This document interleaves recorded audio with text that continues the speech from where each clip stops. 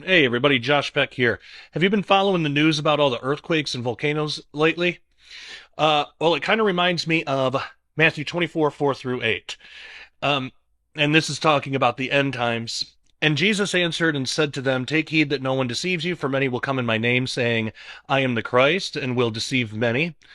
We've clearly seen a lot of that. Like, remember that false prophet, false Christ guy that was claiming he was Christ and the Mahdi and all this stuff.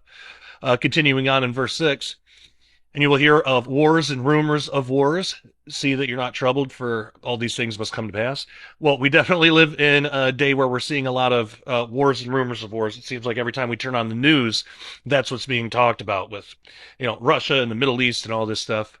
Uh, Verse 7, nation will rise against, well, my cat's here. Nation will rise against nation and kingdom against kingdom. What's interesting is one of those in that, hey, sweetie, one of those is talking about actual countries, and then another one is talking about actual like racial groups, and we're seeing both of that in our day to day constantly. Um, are you gonna get out of my way? Come here. What are you doing? Oh, this is my cat, Callie. All right, sweetie, I love you. Okay. Um, she's probably gonna turn right around and come right back. Um, but uh, but the main thing that we're going to talk about today is the next part of verse 7. It says there will be famines, pestilences, and earthquakes in various places. All these are the beginning of sorrows. Matthew 24, 4 through 8. So the question is, we're going to look at some stories about earthquakes and volcanoes, and we're going to ask the question, are we living in the beginnings of sorrows? Have we been in the beginning of sorrows for a while now? If you haven't had a chance, make sure you subscribe to this channel. Click the bell to turn on all notifications. It really does help. And share this video. Give it a like. Give it a thumbs up. And I would love to know your thoughts as well on all this. And you can do so in the comments below. Also, if you want a PDF of this, if you want like all of the information that I'm presenting to you, there's a couple different ways you can do it. If you go to dailyrenegade.com and get a subscription, you can get you can download a PDF with this that has all of the information with it. If you don't want to download a PDF, you can go to joshpeck.substack.com. That is my official blog, the official Daily Renegade blog, and there I have all the information as well. And on the Substack, you can just view it as a web page. At Daily Renegade, you can download it as a PDF. Daily Renegade also has a community tab where we all can fellowship together and we can say whatever we want without fear of censorship, which is really great. And the Substack has the audio only podcast version of every video that I do. So if you're running some errands in the car, or if you're doing chores around the house and you just want the audio, that's the best way to do it. And I think the best thing to do is just get both of them, because then you get everything, best of both worlds. All right, so if you haven't heard, a powerful magnitude 8.8 earthquake has struck just off the coast in Russia late July 29th, so a few days ago, and it's been called one of the most intense quakes ever recorded. And actually, it's the biggest anywhere in the world since 2011. So this massive earthquake didn't just rattle the ground, it actually set off tsunami warnings that reached all the way from Japan to Hawaii and even the west coast of the United States. And that shows how far-reaching these forces can be. Probably many of you have already heard about that. But what makes this even more extraordinary is the chain reaction it sparked among the region's volcanoes. So experts from the Institute of Volcanology and Seismology at the Far Eastern branch of the Russian Academy of Sciences have documented that 7 volcanoes erupted all at once because of this. And this kind of simultaneous activity hasn't happened here in nearly 300 years. And Alexei Ozerov, the Institute's director and a corresponding member of the Russian Academy of Sciences, described it as an extremely rare phenomenon, something that he compared to a, quote, parade of volcanic eruptions, end quote. So this is obviously a reminder of how interconnected earthquakes and volcanoes can be in places like this and around the world. One can set off many others. and that might tie back to the earthquakes in various places prophecy. But the earthquake didn't stop with that main event. It produced several aftershocks, including a significant multitude 6 one that hit the Pacific Ocean near Kamchatka at 6 a.m. local time on Tuesday morning. So that's according to reports from the Kamchatka branch of the Unified Geophysical Service of the Russian Academy of Sciences. Beyond the shaking, the quake physically altered the landscape by causing the southern part of Kamchatka Peninsula to shift southeastward. Excuse me. Calculations from the Kamchatka branch of the Federal Research Center's United Geophysical Service of the Russian Academy of Sciences, geez, that's a mouthful, show that the largest horizontal movement happened in the south, amounting to almost 2 meters. Seismologists have pointed out that this displacement is similar to what occurred during the 2011 earthquake in Japan, though they've noted that the overall shift in Kamchatka was somewhat more modest, even if exact figures of other areas weren't detailed. So, kind of reminds me, 2011 now, and the increased frequency of these things reminds me of the birth pangs of prophecy that we're told about in the Bible. Now, turning to the volcanoes themselves, one of the key players is, and I'm probably going to butcher this, Klyuchevsky, Klyuchevskoy.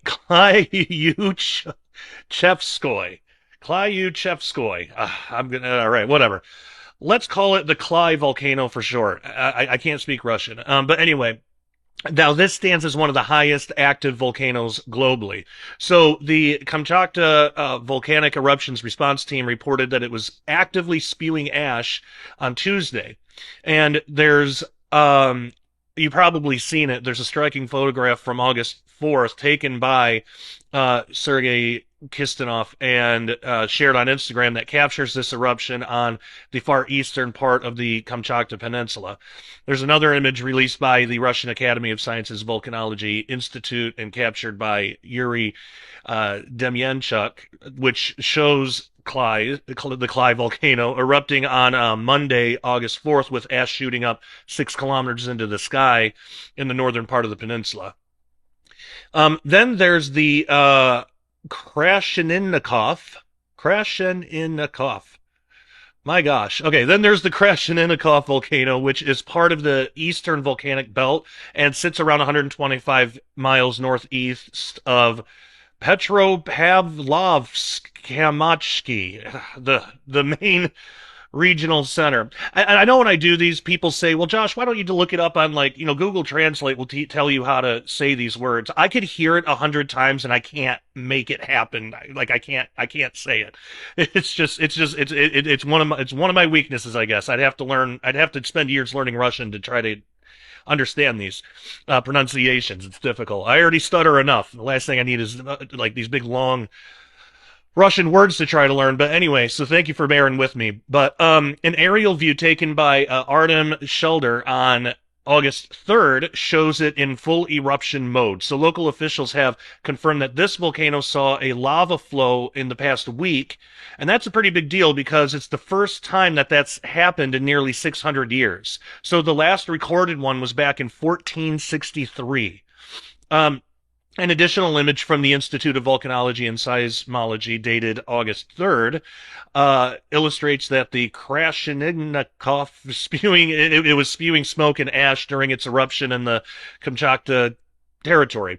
So its location, less than 150 miles from the epicenter of the July 29th earthquake off the east coast of the peninsula, likely contributed to why it woke up so dramatically.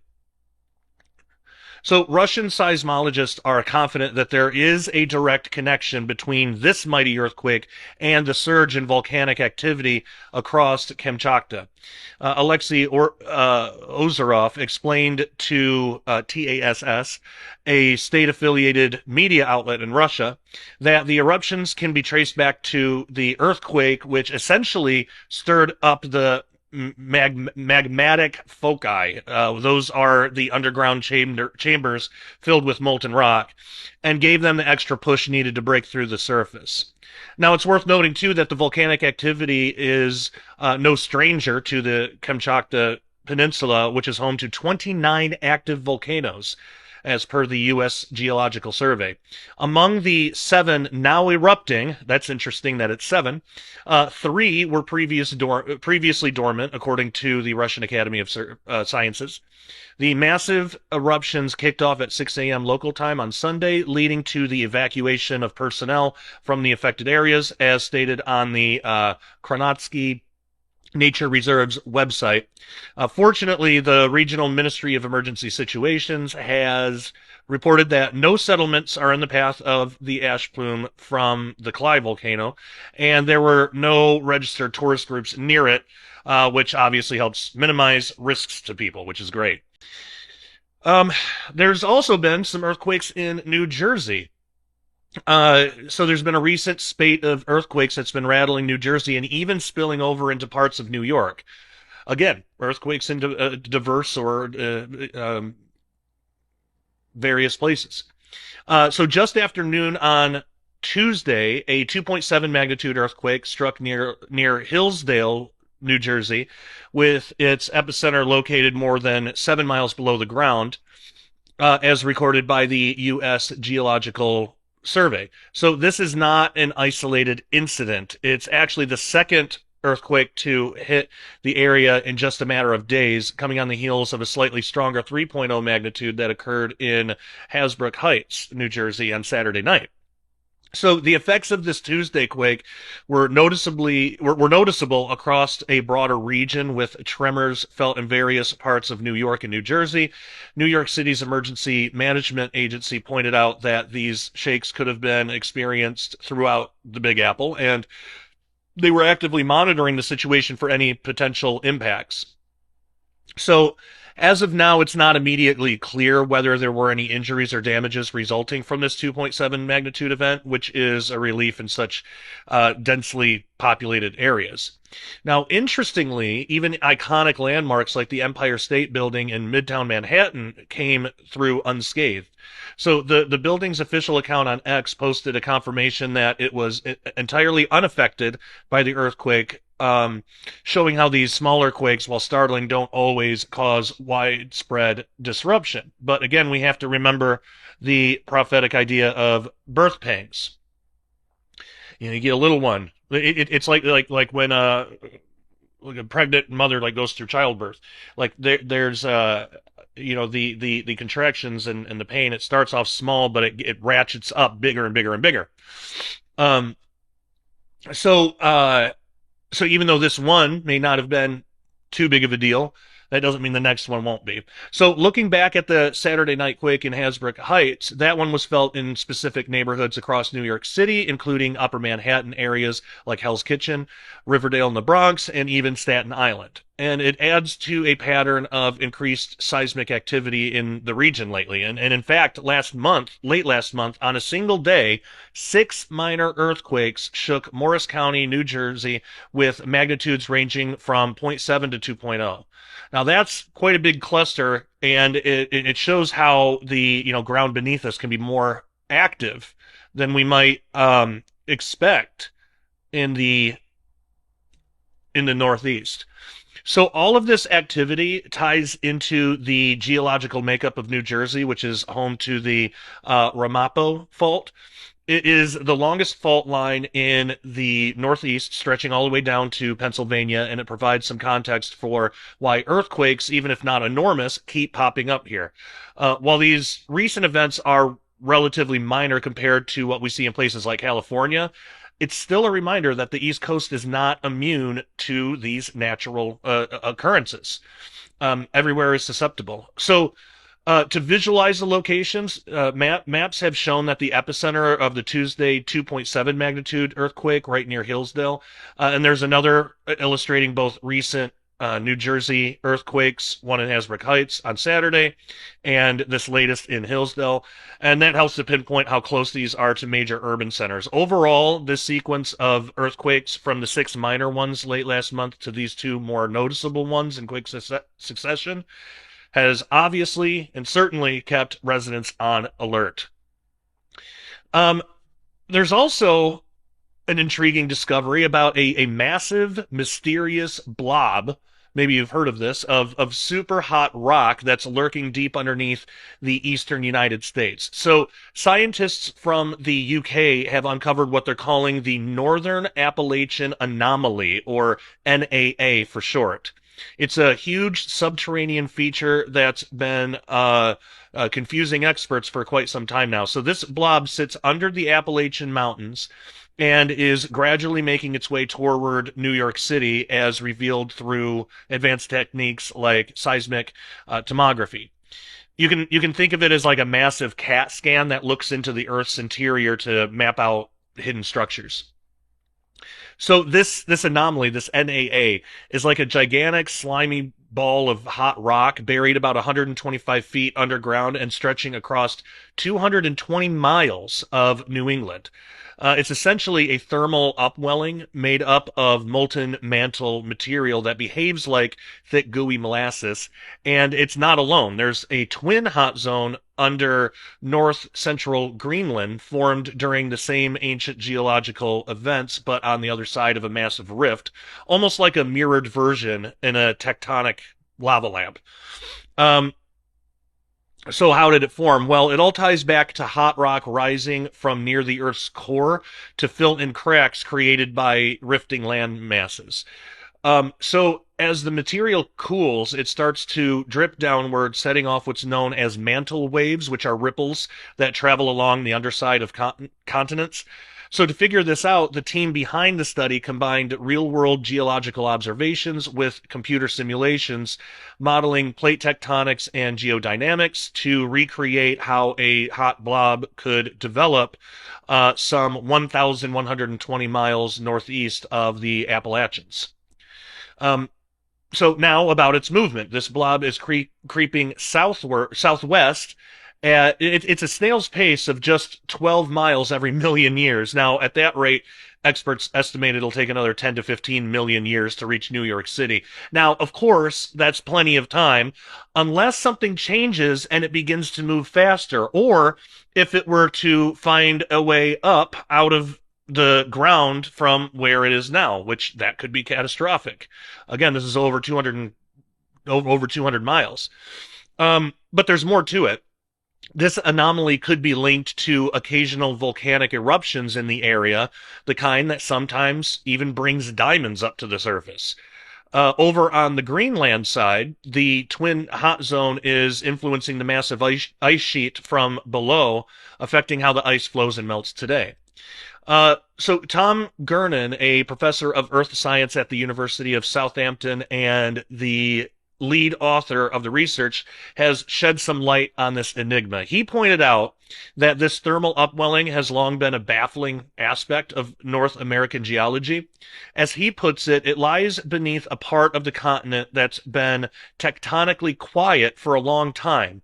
So the notion that it was simply a leftover from when the landmass broke apart never quite added up. That's like one of the explanations of this.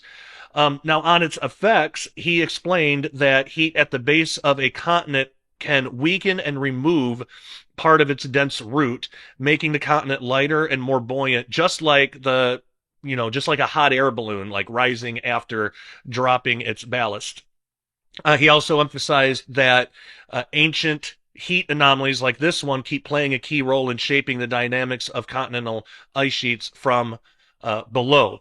So again, lots to think about, and lots of weird stuff happening with earthquakes and volcanoes and seismic activity. And again, this kind of thing has been prophesied, and I'm sure, in the end times, especially during the tribulation, this is going to get much, much, much worse. But again, we got to remember the prophetic principle of birth pangs. It starts off small, a little bit more, a little bit more, a little faster, a little bigger, a little faster, and until it just blows up. So as always, I would love to know what you think. Are these recent developments just business as usual, or are we looking at the beginning of sorrows as foretold in Matthew 24? Let me know in the comments. Again, don't forget to subscribe. Click the bell to turn on all notifications. I know I haven't been able to do a lot of update videos lately. The reason for that is, as you saw at the beginning of this video, my son is very, very sick in the hospital. And I'm at home with my other four kids. So mom's at the hospital with Nathan, dad's at home with the other four kids. And it just so happened that I was able to get to bed early last night, which was nice because I haven't really been sleeping well lately, as I'm sure you can imagine. I was able to get to sleep early. I was able to wake up early, and I was able to come down to my office and do this before the kids wake up, which actually I think I'm hearing them now, so that's perfect timing to end this.